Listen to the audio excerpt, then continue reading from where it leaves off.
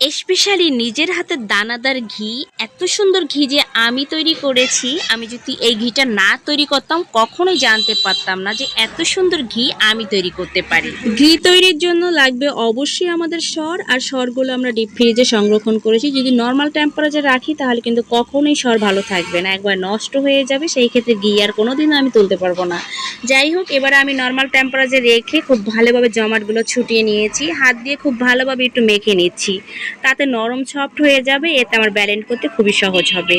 আর normally আগে থেকেই পানি রেখে দিয়েছিলাম, ঠান্ডা পানি, যাতে আমার ব্যালেন্ড করতে খুবই সহজ হয়।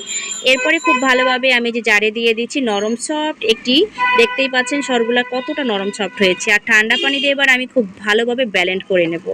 আর উপরে ছিল যার কারণে আমি এখানে ভিডিওটা নিতে পারিনি। আর এই ক্ষেত্রে আপনি খুব ভালোভাবে কিন্তু এই যে খুব সহজভাবে কিন্তু ক্রিমটা তুলতে পারবেন। যতবার আপনার ক্রিম তৈরি না হবে ঠিক ততবারই কিন্তু আপনি ব্যালেন্ড করতে থাকবেন 10 সেকেন্ড করে।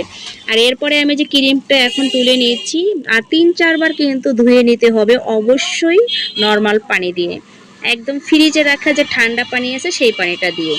তাতে আপনার খুব ভালোভাবে কিন্তু ক্রিমটা আপনি তুলে নিতে পারবেন। আর এই তো আমি খুব ভালোভাবে কিন্তু ক্রিমটা তুলে নিচ্ছি হাতের সাহায্যে, যাতে কোনো প্রকার ভিতরে কোনো দুধ না থাকে। আর খুব ভালোভাবে ধুয়ে এবার আমি একটা পাত্রে তুলে নিব। আর পাত্রটি দেখতেই পাচ্ছেন কত সুন্দরভাবে তুলে নিয়েছি। আর অনেকগুলা কিন্তু এখানে হয়ে যাবে ঘি।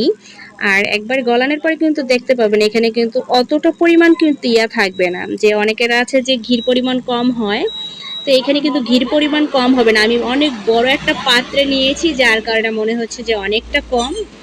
যাই হোক, ঘি তৈরি করার পরে আপনি দেখতে পারবেন। এবার আমি নর্মাল আঁচে রেখে আমি বাটারটা এখানে আমি খুব ভালোভাবে গলিয়ে নিয়েছি।